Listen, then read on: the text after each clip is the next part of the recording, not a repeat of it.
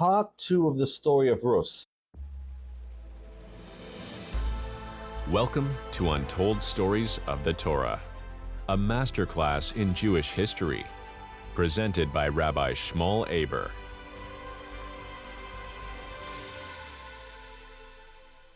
A summary so far. We spoke about Elimelech, the leader of the Jewish people who leaves the land of Israel during the famine. We spoke about Elimelech's punishment and then death. We talk about the fact that his two sons, Machlon and Kilion, married Moabite women, Rus and Orpah respectively. 10 years go by and Machlon and Kilion both die, and Noami prepares to return to the land of Israel. Noami urges her daughter-in-laws, Rus and Orpah, to leave her, to stay back in the land of Moav. Orpah turns back, and we explain the rest of her very tragic and shocking story. Rus, though, clung to Noami and insisted on returning with her to the land of Israel, and they arrive in the land of Israel at the time of a big commotion. Either it was Boaz marrying off his daughter or burying his wife, or another option that we'll discuss in today's class. When they arrive, the people were shocked. They said, Hazois Noami, is this Noami? They were so shocked from the meteoric fall of Noami. She had been so wealthy. Rashi says she used to travel by carriage. Ibn Ezra says she and her husbands were the leader of the generation, and people now saw her and her daughter-in-law arriving in tatters and without shoes, and they couldn't believe that such a great person had fallen so low. When they arrive, one of the opinions is the commotion that was going on was the harvesting of the Omer sacrifice. They arrive, and this is an uncomfortable topic of its own, that Yosef brings it down in Medrash Rabbah, on the 15th of Nisan. All the cities and the towns surrounding the city of Beis Lechem were all gathered to harvest the Omer sacrifice.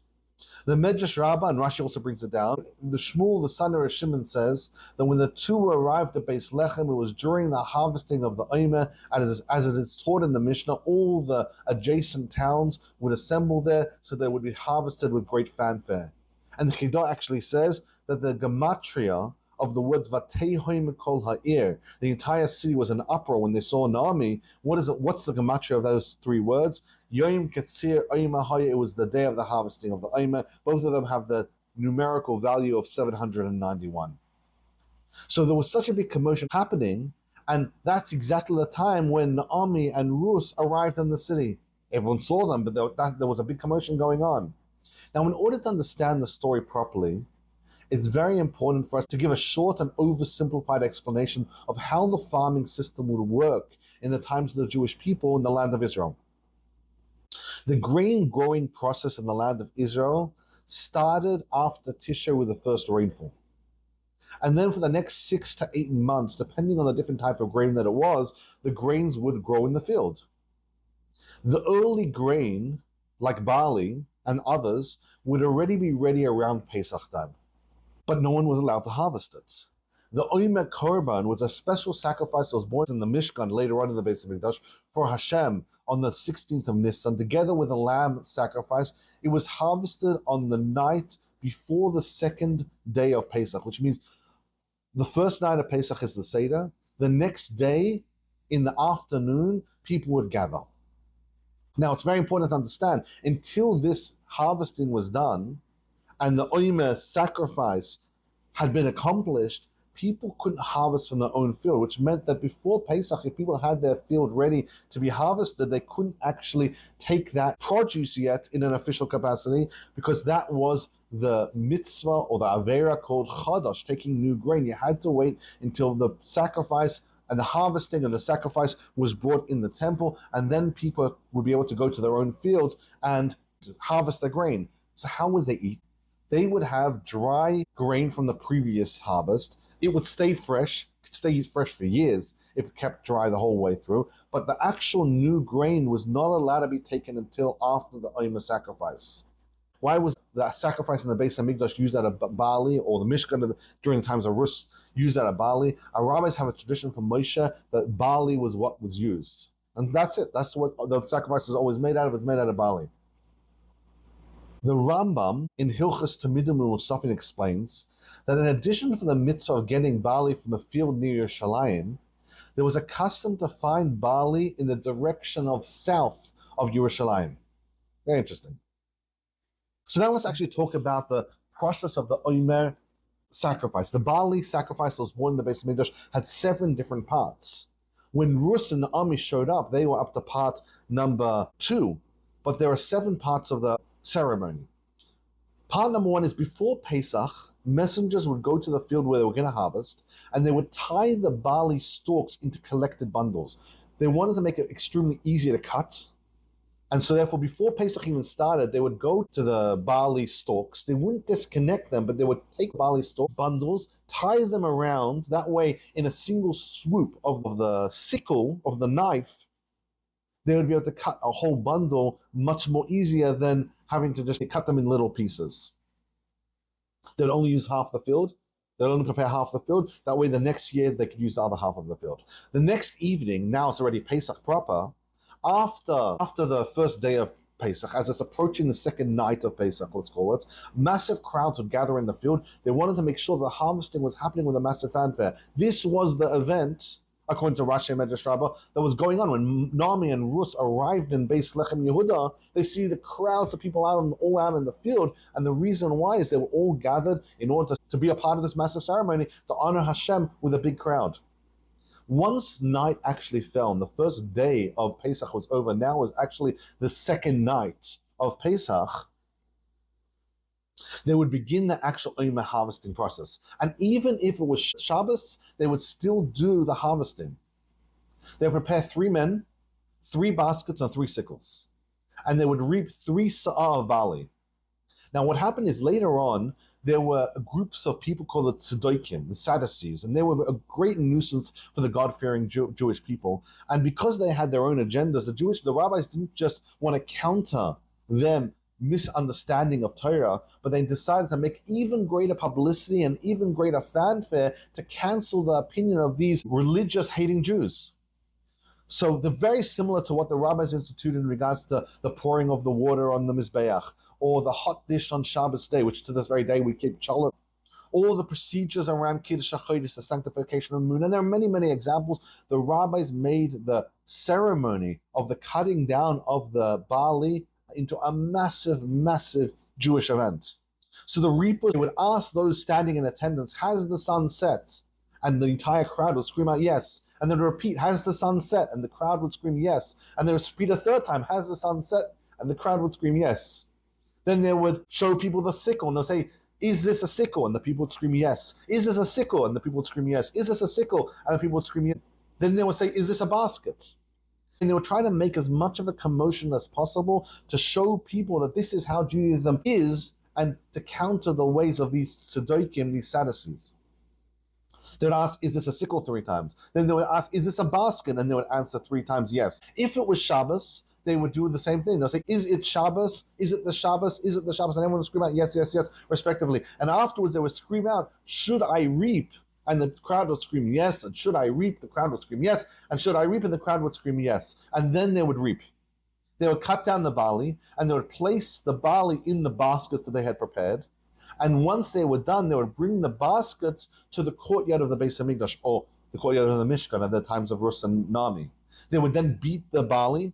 They would winnow it, they would select the kernels, and these kernels, all on the same night, these kernels were taken and they were roasted over the fire in a cylinder with holes. They wanted the fire to get into absolutely every part of the barley, and so therefore they made holes so the fire would seep through the cylinder and get every single part of the barley, making sure that it was roasted entirely. After it was roasted, they would then spread this roasted kernel of barley on the temple courtyard, and they'll let the wind waft through it, separating it.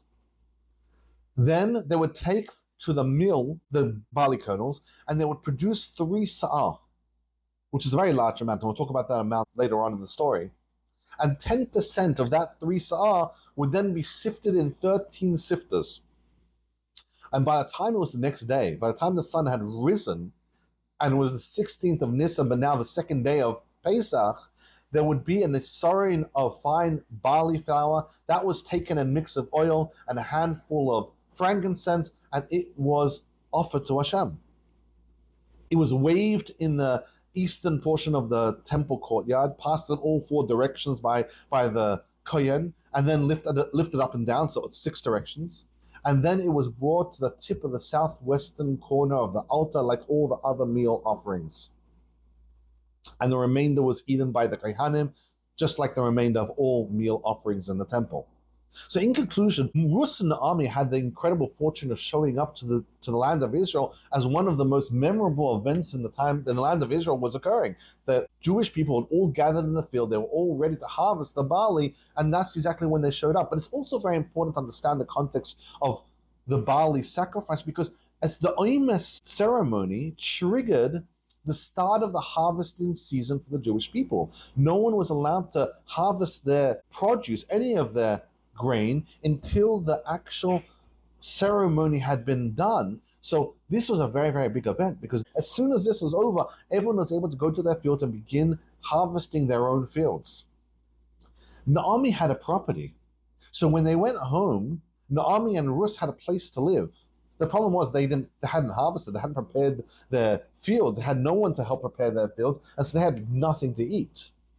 The Malbim explains that although Noami was related closely to Boaz, the leader of the Jewish people at that time, she was the aunt and the cousin of Boaz, and she could have gone directly to him and asked for charity. He was a tremendously wealthy man. She preferred not to rely on human assistance, explains the Malbim. She rather collect sheaves from the ground, something that was a gift from Hashem to the Jewish people for the privilege of taking. She didn't want to actually collect money from Boaz directly. And we'll explain how this agricultural charity worked shortly. The Malbim explains she wasn't worried that if she would go to Boaz, Boaz would reject her and say, "Oh, I'm not giving you food after you abandoned the Jewish people."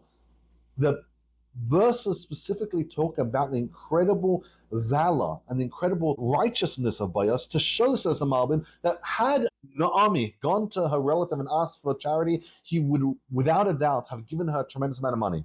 She didn't want it. The reason why she never got charity directly from Boaz was because she didn't actually want it, and Boaz saw that, and therefore Boaz respected her wish and didn't give her any money. But had she asked, this is the Malbim, Boaz would have certainly given her. The Geresh Shmuel says the reason why Boaz didn't give her charity was Boaz's wife had just passed away. He was not in a state to take care of anybody, to take care of any poor people. He wasn't going to make contact with anyone, as the story is going to show, for the next 7 days of mourning. And so therefore, the reason why he didn't give her charity is because he was in a state of mourning. Additionally, the Geresh Shmuel says that because Noami still had her husband's and her son's property to her name, and with a lot of hard work, she could have technically made money and purchased food, she wasn't really qualified to collect charity. Rus, on the other hand, was a poor person. She didn't have any money to her name, and therefore she actually had the ability to collect charity as a poor person. And according to the Geresh Shmuel, this explains later on why Boaz never sent her money. The reason why is she had a way to survive. She had a lot of assets she held, and therefore she wanted to hold true to the expression, one who hates gifts lives. She had assets, and therefore she wasn't qualified for charity. She didn't want to take any charity. But Rus needed to find a plan so that they could both survive. So Rus the Moavite says to Noami, the verse says like this, Rus the Moavite says to Noami, "Let me go now to the field and glean among the stalks behind one whose eyes I find favor." And Noami, and she said, "Go, my daughter." She liked the plan. Go to the fields, collect grain from the fields. That's a good idea. The Malbim explains that being in the army had once been a wealthy and respected person in the city. She had lived in Beis Lechem Yehuda. This was her own city. She had been a wealthy and respected person. Rus was committed to keep her mother-in-law away from humiliating experiences. Even though Rus herself was a princess, a royal princess of Moab, her father and her grandfather were kings of the country of Moab, she preferred that she alone go rather than her mother-in-law being humiliated as well. She was from a different country. Her humiliation wouldn't have been near as great as Noami's humiliation. Noami was collecting like a pauper in the very city where she had been respected was too much of humiliation. And Rus insisted Noami stay home. She'll be able to collect for both of them. Now, how does this work? How does the agricultural-based charities work in Judaism? A very, very quick summary. The Rambam lists the agricultural-based charities as actual positive mitzvahs and negative mitzvahs. Each one of the three types of agricultural field-related mitzvahs, each one, Leket, Shichacha, and Peah, each one is a positive mitzvah to ensure that the landowner keeps it, and it's a negative mitzvah for him to withhold from it, and it's actually considered like stealing if he withholds it. Now, where are they? Let's talk about each one quickly. Leket. Leket is the first one, and it's a commandment, and this is the one that's mainly going to be the topic of our story. It's a commandment on the landowner that if leftover produce falls from the sickle, which is the sharp, rounded knife used for reaping grain, or there's any leftover produce that's left from his hand as he's gathering the stalks of the grain in the harvest, the poor people are allowed to take those fallen pieces. He cannot go back and take them. He needs to leave them for the poor, and the poor could take those stalks. Now, the important caveat of this law is this is only if 1 or 2 stalks fall. If 3 stalks fall, the poor people aren't allowed to take it. It still belongs to the landowner. So if 1 or 2 fall, for the knife, when he's grabbing the harvest, or his workers are grabbing the stalks, and 1 or 2 stalks fall, they need to leave it. They cannot pick it up. It's considered fallen and now belongs to the poor people. What's Shichacha? Shichacha is the actual bundles. Let's say a person has a whole bunch of bundles. They collected all the bundles. They then collect them and they leave the field, and they accidentally leave one behind. They turn around, they're already out of the field, or they remember later on, they cannot go back to the field and collect that bundle, even though it's a fortune worth of money. They cannot go back to the field and collect it. The entire bundle now belongs to the poor people, and they could take it. And Peah, the third type of agricultural-based charity, is that when a person is collecting from his field, he needs to leave a corner of the field, unspecified, but a corner. How much he has to leave is up to his own discretion. The rabbis have different measurements, but he needs to leave a corner of the field that's for the poor people, and they could go, and from the very onset, they could go to that corner and they could snatch and grab whatever they want from that pre-apportioned amount of Peah from the corner. These 3 are gifts from God to the poor people, and every landowner in the land of Israel had to respect those laws in order to uphold Torah. The Malbim says that when Rus went to the field to collect, she purposely wanted to focus on collecting Leket and not Peah. She didn't want to have the corner of the field. Why? Peah has a very interesting law, and the law is that the poor people are permitted to grab it. It's first come, first serve. Which means that if there's 99 poor people and they're all standing there and they all decide among themselves, you know what, instead of everyone grabbing and whoever grabs the most gets the most, how about we equally portion out among ourselves? Every person gets an equal share of the Peah, of the corner of the field. And one person's there and he says, no, I want to grab, and if I grab more, I want to get more. The actual halachic law is everyone grabs and no one's allowed to divide. Rus didn't want to be a part of that. The grabbing process and everyone trying, she said, I'd rather just go in the field and quietly collect after the harvesters the 1 or 2 stalks that they forget. I don't want to be a part of the grabbing process. And therefore, she decided when she was going to go to the field that she wanted to just collect after the harvesters and not be a part of the Peah process of grabbing wildly from the field. Again, showing a deep sensitivity on her part. The verse says, so she went and came and gleaned in the field behind the harvesters, and she happened upon that parcel of land belonging to Boaz, who was of the family of Elimelech. The family that she happened to stumble upon, the field that she happened to stumble upon, was the field of her close relative of Boaz. But there's a very interesting expression in the verse. It says, she went and came. It should just say, she went. She went and gleaned in the field. But it says, no, she went and came and gleaned in the field. So the rabbis have a field day with this. Rabbi Elazar in the Gemara Shabbos says, and Rashi says it as well, it says she went and came. Why? She kept on going to the field, and she kept on looking at the harvester. And when she felt that the harvester was someone suitable and safe for her to walk behind, that's finally when she joined. So she didn't just go to the field and just go behind any harvester. She analyzed the person she was going to. She had a deep sensitivity of modesty, and she wanted to make sure that the harvester she was walking behind was someone fitting for her to be walking behind. The Medrash Rabbah gives a different explanation and says, she went and came back, and went and came back. She was trying to remember her route. She was in a foreign land. The land of Israel was not a land she had grown up in. She wanted to make sure she knew how to get back to the field in the future. So she went part of the way. She went back to Naomi's field. She went a little bit further. She went back to Naomi's field. She prepared her route carefully so she could remember how to get back there in the future. The Malbim gives a very pragmatic answer. The Malbim says she went and instantly came. Boaz's field was very close to her and Naomi's house. Therefore, she went and straight away she came.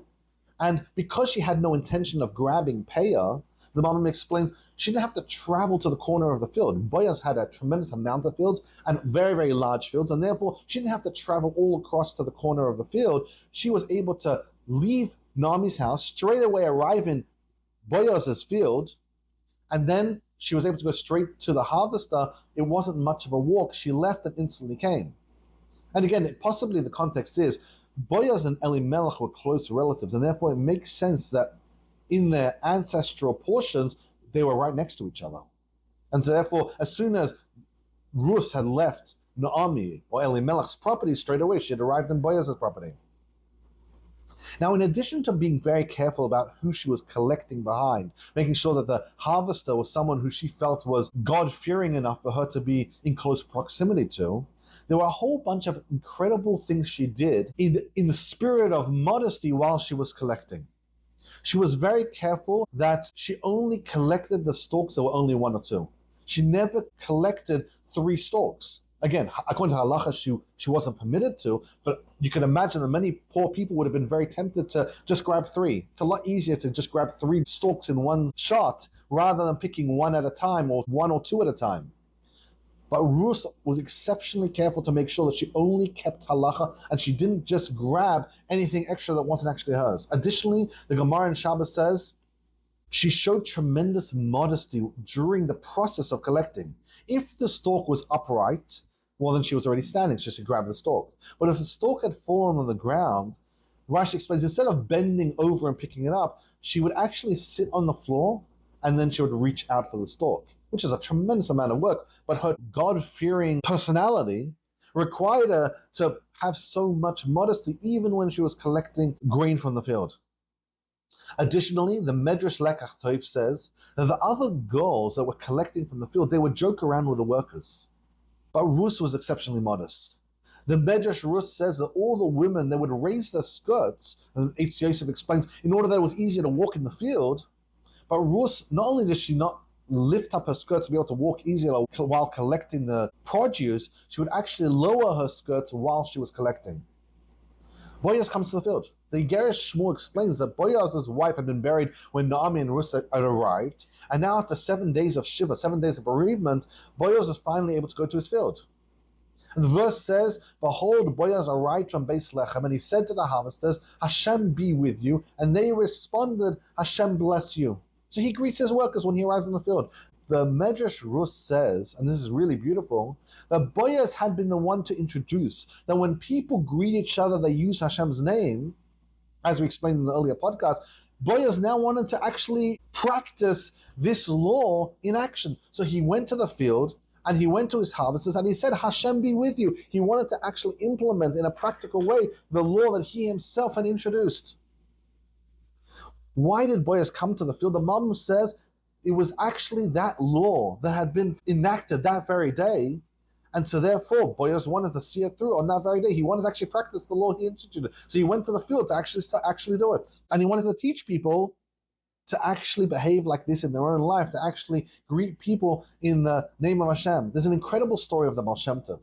The Baal Shem Tov, when he was traveling in his early days, before his name was known, and before he had officially announced to the world that he was a great rabbi, he looked like a simpleton and he would travel around. And one time he arrived at a city where there was a man who had sat in a single room for 50 years, standing the entire morning and learning and fasting, and in the afternoon he'd have a little bit of bread and water, and this man was exceptionally careful never to talk. So the Baal Shem Tov arrives in the room, and the Baal Shem Tov asks him, how's his health? Does he have enough money? And the Parush, this hermit, he ignored the Baal Shem Tov. The Baal Shem Tov didn't look like a great rabbi, and he ignored him. And the Baal Shem Tov kept on repeating, and at some point, this man got very frustrated, and he pointed towards the door, indicating that the Baal Shem Tov should leave. And the Baal Shem Tov asked him, why is it that you don't give Hashem's sustenance? Now the rabbi was shocked. The Baal Shem Tov looked like a simple man, and who was this simple man to tell this great rabbi that he's not giving Hashem his sustenance? But he also didn't understand what the Baal Shem Tov meant. So Baal Shem Tov explained like this: Hashem gives us so much goodness, so much sustenance, so much life. And what do we give back to God? How do we sustain God back in return? Baal Shem Tov explains in Tehillim, it says, V'ata Kodesh, you are holy, Yoishev Tehillas Yisrael, you sit on the prayers of the Jewish people. The Baal Shem Tov explained to this rabbi that through us blessing Hashem, that's us giving sustenance back to God. He was telling this rabbi, you need to say blessings to Hashem. You need to say, I'm doing well, Baruch Hashem. I'm planning to do this, Imyut Hashem. That's us giving sustenance back to God.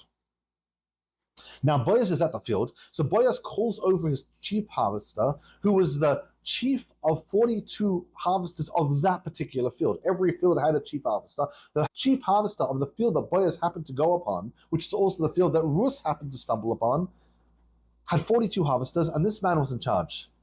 And Boaz sees in the distance a woman who he doesn't recognize, who's behaving in a tremendously modest way, and he wanted to investigate. So the verse says, Boaz says to his attendant, who was in charge of the harvesters, to whom does this maiden belong?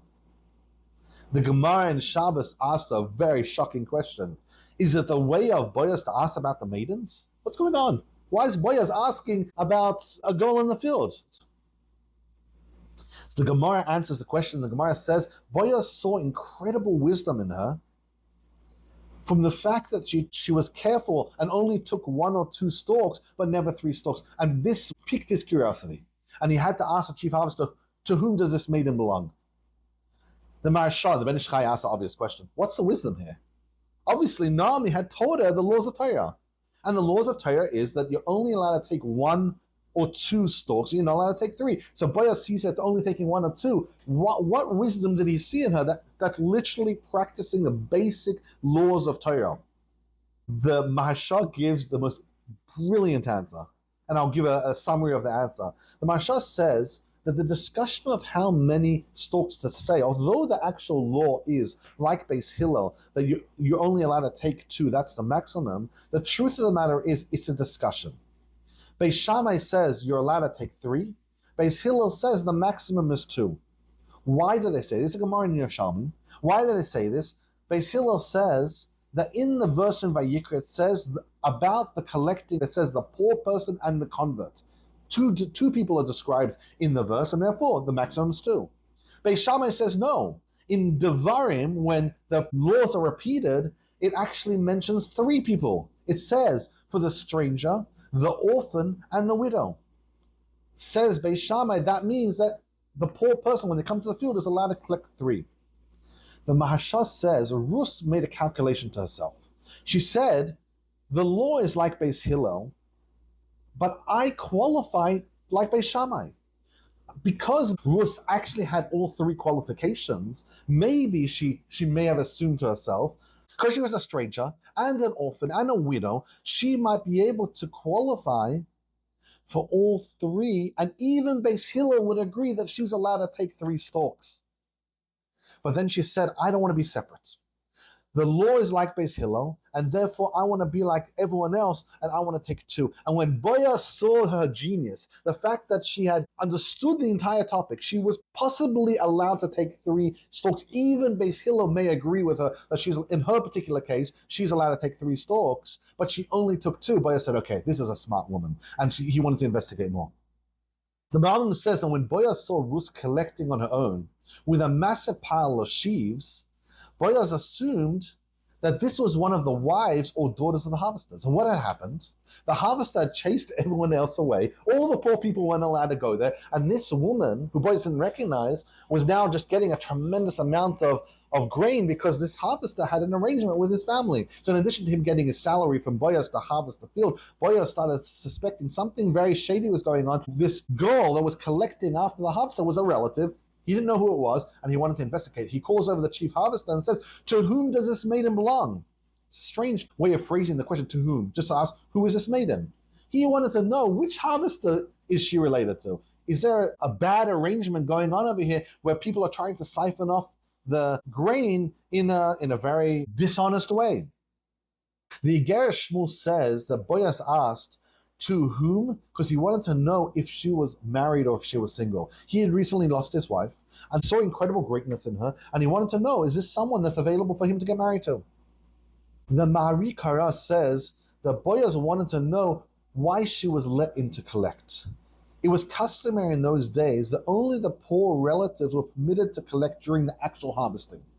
That was the custom in those days. Boaz looks around the field and recognizes all the people as relatives somehow to Boaz himself. And then he sees Rus and he says, the rule is during the harvesting itself, only relatives are allowed to come. I don't recognize her. How is she related to us? So he asks the chief harvester, to whom does she belong, but who let her in? Now, what's interesting is there are many explanations to the chief harvester's answer. Some of them learn that the chief harvester had really kind intentions towards Rus. Others say that he had really, really bad intentions towards Rus in his answer. But let's read the actual answer from the verse itself.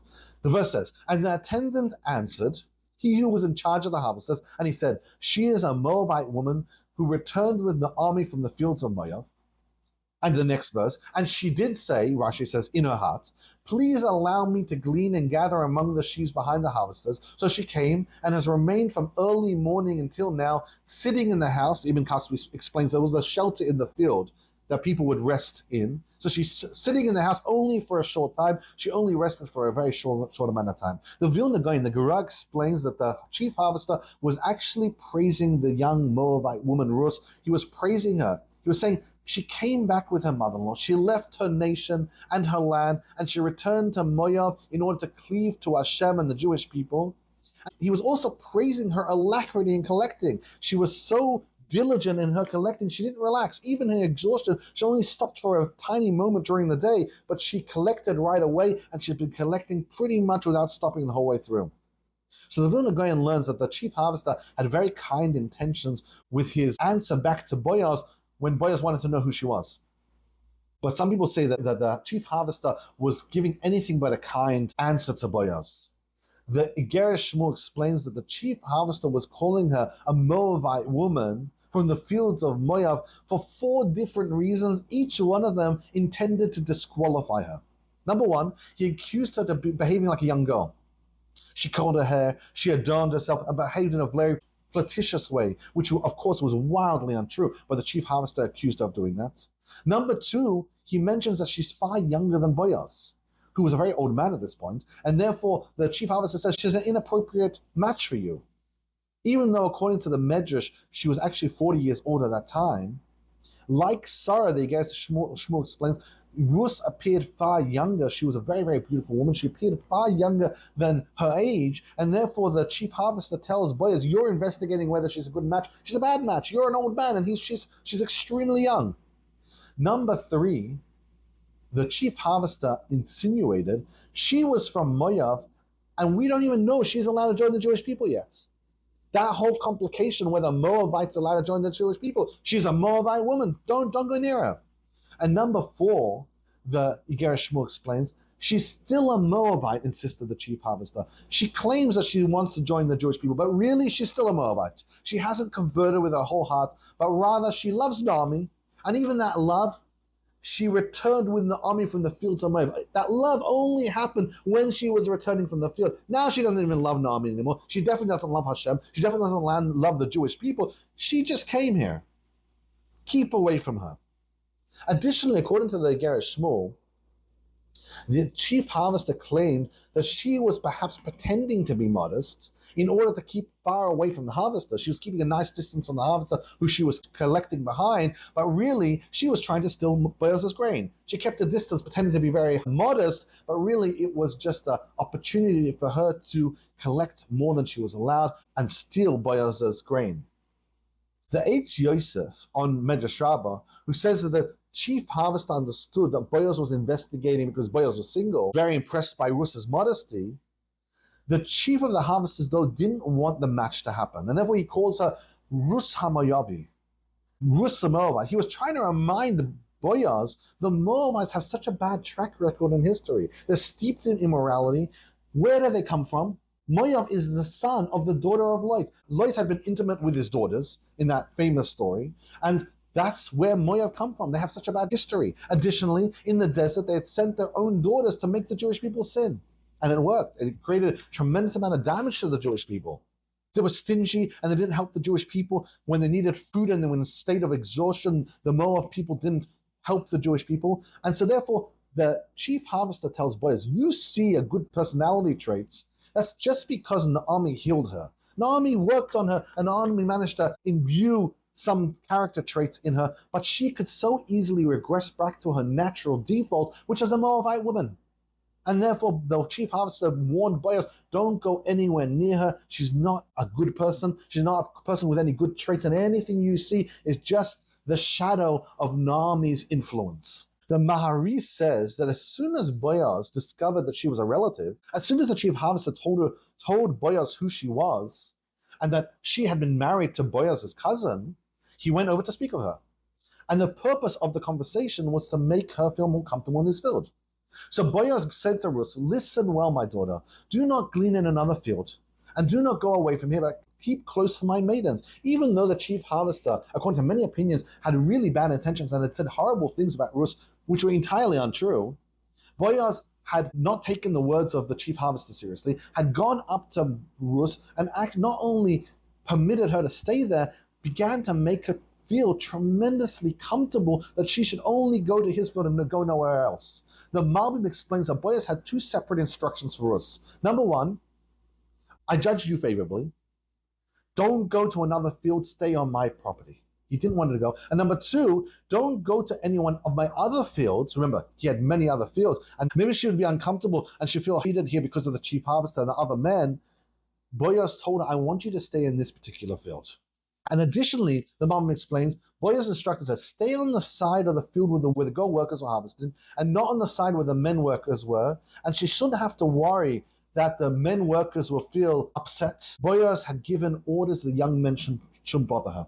So Boaz was telling Rus, you're comfortable here, make yourself comfortable here, I want you to be here, and additionally, I've warned everyone that they're to treat you right. And the verse continues, and Boaz tells her, keep your eye on the field where they are harvesting and follow them. I have instructed the lads not to disturb you, and when you are thirsty, go to the jugs and drink from the water which the lads have drawn. You don't have to worry. Rashi says, Boaz was instructing her not to feel ashamed to go and drink from the vessels from the water the young men had collected. This was water that the young men had collected for the other workers. And Boaz is instructing her, don't feel ashamed to take it. Even though that water wasn't drawn for you, I'm telling you, you're allowed to have it. And the Ma'arikah says it was not common protocol for the collectors. The vessels were there for the workers and were not there for the collectors. Collectors had to prepare their own water. But the Boaz is now telling her, you go and you take that water. That water is absolutely for you. But Yosef Ibn Kasbi explains they made a tent or a sukkah in the middle of the field. And he even suggested that Boaz had one that was with walls and was covered.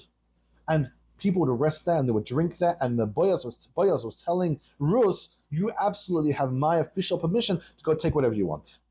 Now, Rus hadn't expected such kindness from a stranger. She had gone to the field and now she was receiving so much kindness from Boaz, she couldn't believe it. So the verse says she fell on her face, she prostrated herself on the ground, and she said, why have I found favor in your eyes that you should notice me, though I'm a foreigner?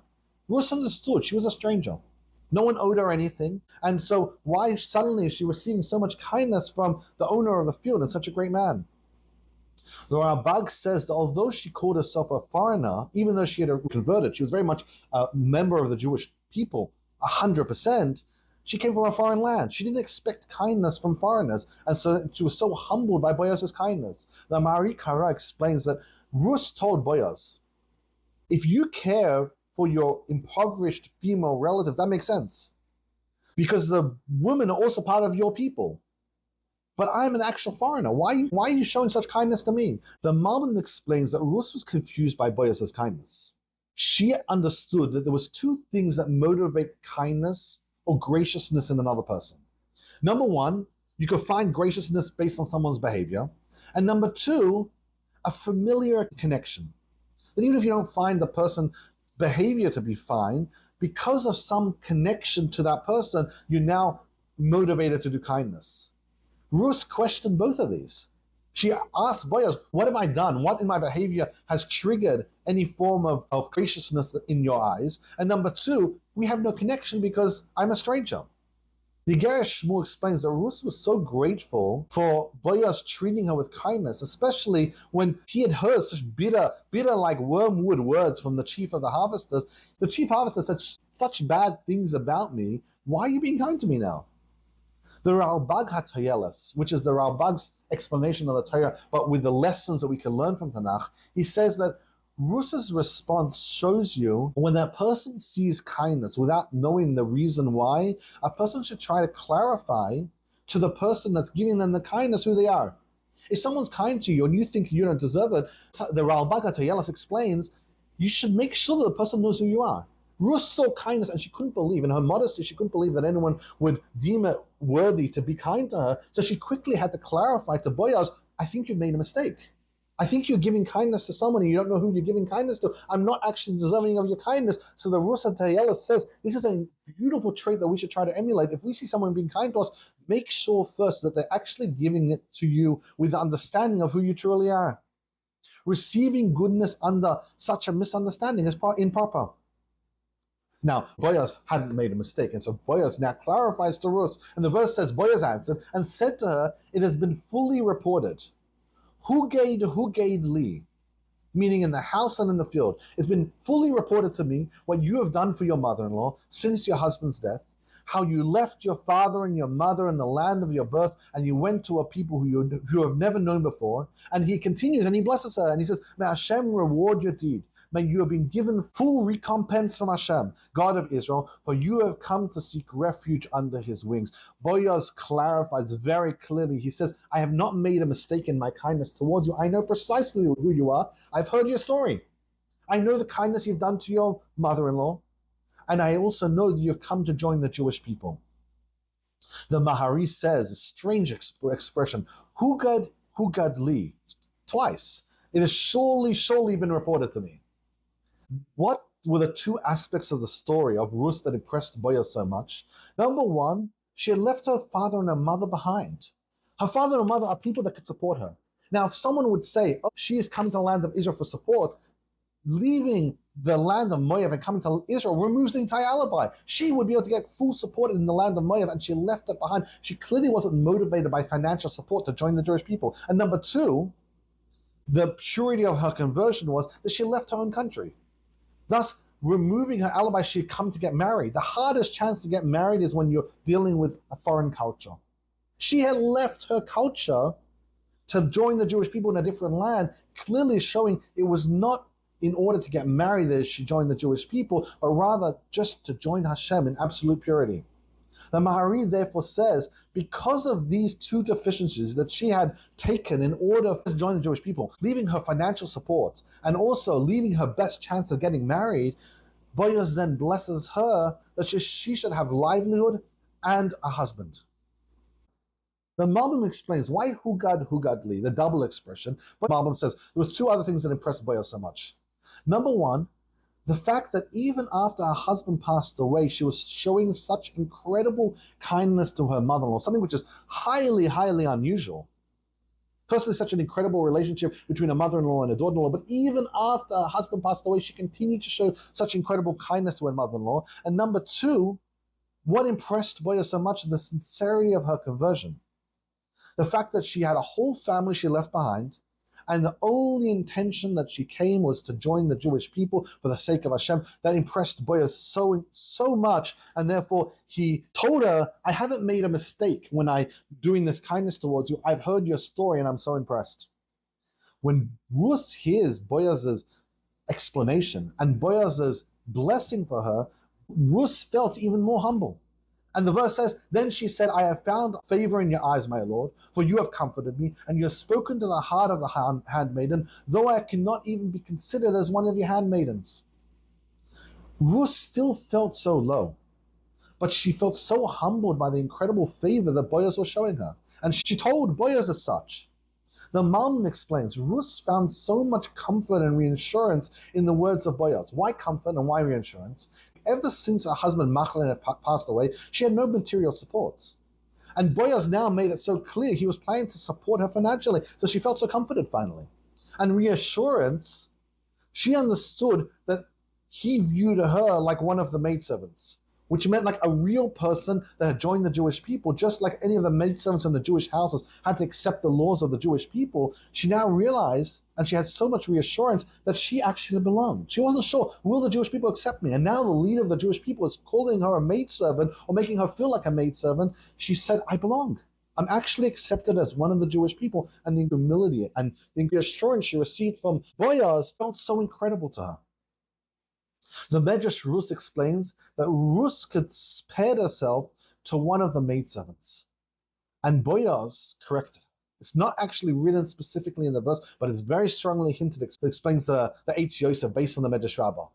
It's one of the three only locations in the entire Torah where it says Vayomer la, and he said to her, but if you look very carefully, the la doesn't have a dot in the middle. It just says Vayomer la, and the hey, lamed hey, the hey does not have a dot. It's one of the only of three locations in the entire Torah where this phenomena exists. And the rabbis explain that when it says la without the dot, it's actually a hint to the word loy, no. When Boaz heard Rus comparing herself to one of the maidservants, Boaz actually stopped her. Boaz says, you're making a mistake. You're not one of the maidservants. God forbid you are not like one of the maidservants. You're like one of the mothers. Sarah, Rivka, Rachel, and Leah. Boaz understood that this young woman was not a regular person. She was calling herself a maiden, but she was very much not a handmaiden. She was a tremendously righteous woman. And so Boaz actually stopped her in the middle of the conversation and said, you're like one of the mothers. You're so great and you're so incredible.